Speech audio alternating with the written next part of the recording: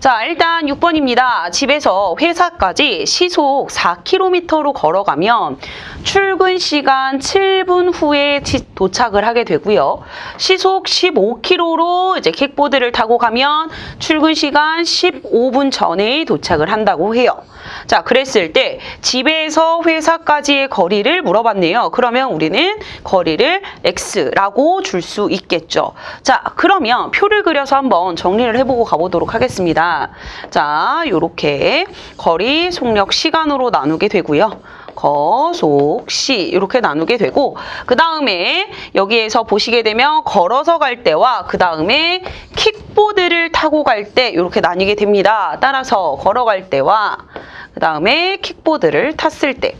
자, 있는 정보들 차근차근 채워보도록 할게요. 시속 4km로 갔어요. 자, 그 다음에 킥보드는 시속 15km로 갔죠. 그래서 15라고 적을 수 있습니다. 자, 그런데 여기서 이제 중요한 게 뭐냐면 이 분이 중요해요. 분. 자, 왜냐? 시속이니까 얘 다니는 시간이란 말이죠. 그런데 얘는 분이에요. 자, 따라서 분을 시간으로 고쳐서 접근을 해주셔야 됩니다. 60분의 7시간으로 우리가 쓸 수 있고요. 15분 같은 경우도 마찬가지로 60분의 15시간으로 적을 수가 있겠죠. 자, 그러면 거리가 x입니다. 거리가 x, 킥보드를 타고 간 거리도 x 이렇게 쓸 수 있겠죠. 자, 그러면 지금 시간이 비어 있으니까 우리 시간은 속력분의 거리라고 해서 4분의 x, 15분의 x 이렇게 쓸 수 있어요. 자, 그런데 여기서 이제 중요한 게 뭐냐면 출근 시간을 기준으로 7분 후, 15분 전 이렇게 되어 있거든요. 자, 그러면 출근 시간을 기준으로 봤을 때 자, 얘는 7분 후가 돼요. 그죠? 여기가. 그다음에 하나는 15분 전이에요. 이렇게. 자, 그러면 우리가 이 동그라미 그리고 세모를 봤을 때 여기서 출근 시간으로 가려면 플러스 15를 해야 되고 세모에서 출근 시간으로 오려면 마이너스 7분을 해야겠네요. 그죠? 자, 따라서 어떻게 되느냐? 출근 시간을 이제 같다고 놔야겠죠. 자, 걸어서 갔을 때 4분의 x에 7분 후니까 마이너스 7분을 빼주셔야겠죠. 그래야 출근 시간이 되겠죠? 자, 그 다음에 15분의 x 이거는 킥보드를 타고 간 거리예요. 시간이에요. 자, 여기에다가 더하기 어떻게 60분의 15를 해 주시는 겁니다. 되셨죠? 자, 그러면 양변에 60을 곱해 주도록 할게요. 자, 60을 곱할 겁니다. 60을 곱할 때, 자, 여기는 그러면 15x 남을 거고요. 마이너스 7을. 얘한테는 4x 플러스 15가 되겠죠.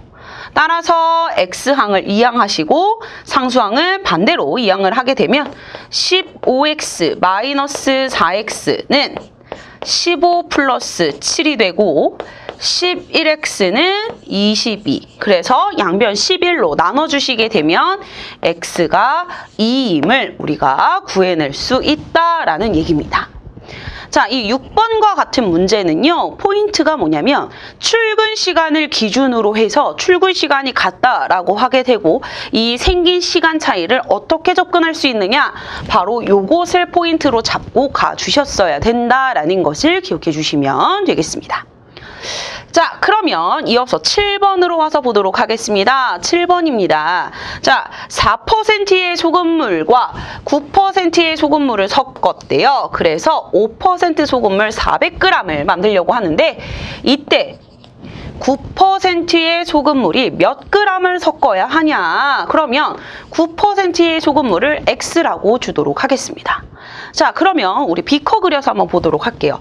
자, 비커 이렇게 그리게 되면 4% 소금물과 9% 소금물 xg을 섞습니다. 그랬더니 5% 소금물 400g이 나왔대요. 자, 그러면 지금 현재 4% 소금물이 빈칸이에요. 자, 둘이 합쳐서 400이 나와야 되기 때문에 요 y를 400-x라고 줄 수 있겠죠. 자, 그러면 이때 이제 우리가 농도 알고 있고 소금물 알고 있는데 소금의 양을 모르고 있습니다. 따라서 100분의 농도 곱하기 소금물. 이게 바로 소금의 양을 구하는 공식이죠. 100분의 농도 곱하기 소금물. 100분의 농도 곱하기 소금물. 이렇게 되겠죠. 자, 그러면 양변에 100이 있으니까요. 100을 곱해서 다 지워주도록 하겠습니다. 자, 그렇게 하게 되면 자, 요렇게 분배해서 또 곱할 수 있죠. 자, 4 곱하기 400 마이너스 4x가 9x. 여기 더하기로 바꿔주시고요.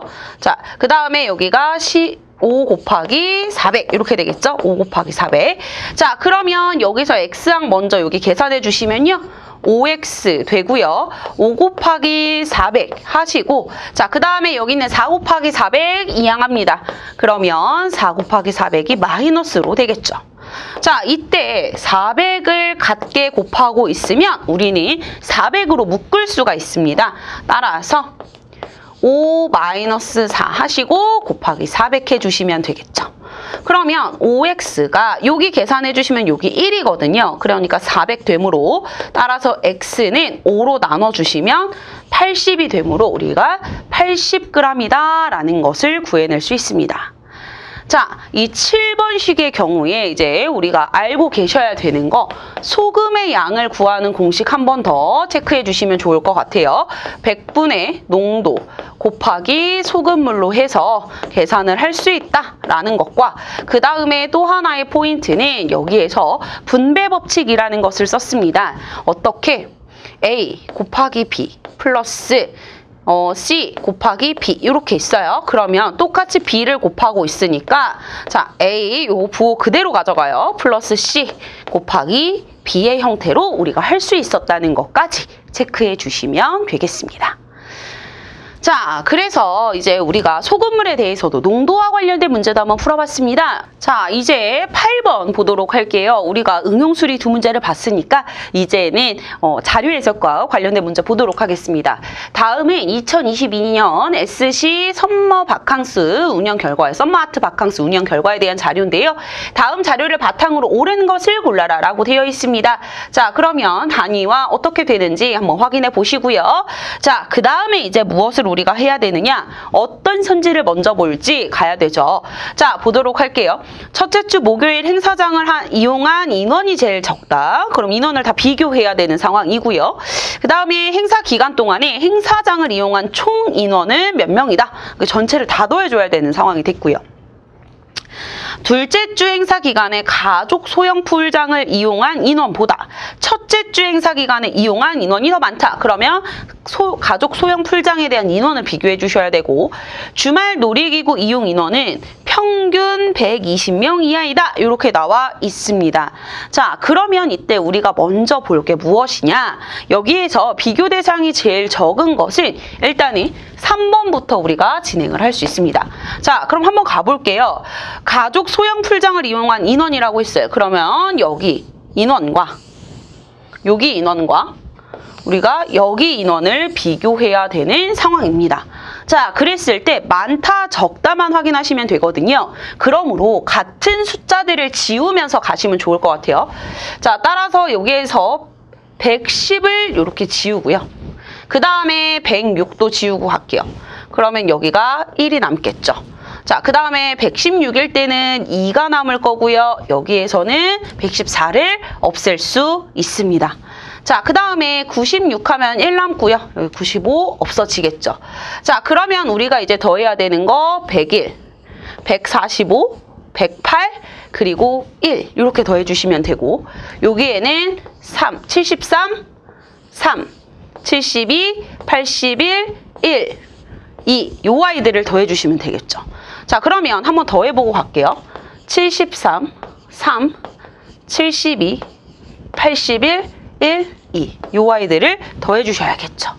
자, 그러면 요렇게 하면 5, 10 하나 올라가고 12가 되겠죠. 그 다음에 여기는 14에 14, 15에 15 더하기 8 해주시면 여기가 232명이 남아요. 그쵸? 자, 그런데 여기에서 보시게 되면 여기는 여기만 더해도 300이 넘습니다. 따라서 둘째 주랑 첫째 주랑 비교했을 때 첫째 주 행사 기간에 이용한 인원이 어때요? 더 많죠. 근데 여기에서 이제 우리가 확인할 수 있는 거 둘째 주 행사 기간에 이렇게 이용한 인원보다 첫째 주 행사 기간에 더 많대요. 근데 우리 여기 계산했을 때 둘째 주가 300 얼마였는데 여기는 200이잖아요. 그러니까 얘가 틀렸음을 우리가 확인하실 수 있고요. 자, 그 다음으로 이제 뭘 봐야 할까를 살펴보시는데 평균을 구하셔도 괜찮으나 우리는요 1번을 확인하고 가도록 하겠습니다. 자, 1번을 한번 확인하고 갈 건데요. 자, 일단 여기만 먼저 볼게요. 자, 인원을 봤을 때 여기에서 보시게 되면 100명을 넘어가지 않고 가장 적은 인원이 목요일에 존재를 합니다. 그래서 25일부터 31일에는 28일 목요일이 가장 적음을 우리가 알 수 있어요. 그리고 나서 봤더니 얘네에서 다 100명이 넘는데 여기만 100명이 조금 넘지 않거든요. 그러면 우리는 여기와 여기에 대소관계를 비교해 주시면 돼요. 자, 그러면 볼게요. 자, 95 70일, 81이 8월 7일입니다. 그리고 80일, 89, 65예요. 이 인원이 7월 28일이에요. 자, 그러면 같은 숫자 일단 없애고요. 그쵸? 자, 그러면 여기서 봤을 때 얘랑 비교해도 얘가 많고 얘랑 비교해도 얘가 많으니까 결국에는 8월 7일이 인원이 더 많겠네요. 아, 그래서 1번인 걸 우리가 알 수 있겠구나 라고도 접근하실 수 있겠습니다. 자, 그러면 이거는 2번은 다 더하면 되니까 두고 4번에서 평균을 구해라 라고 하게 되면 우리가 이제 7월 31일 그리고 8월 6일 7일이 바로 주말이라고 했어요. 그럼 이 인원의 평균 인원, 놀이기구에 대한 평균 인원을 우리가 찾아줘야겠죠?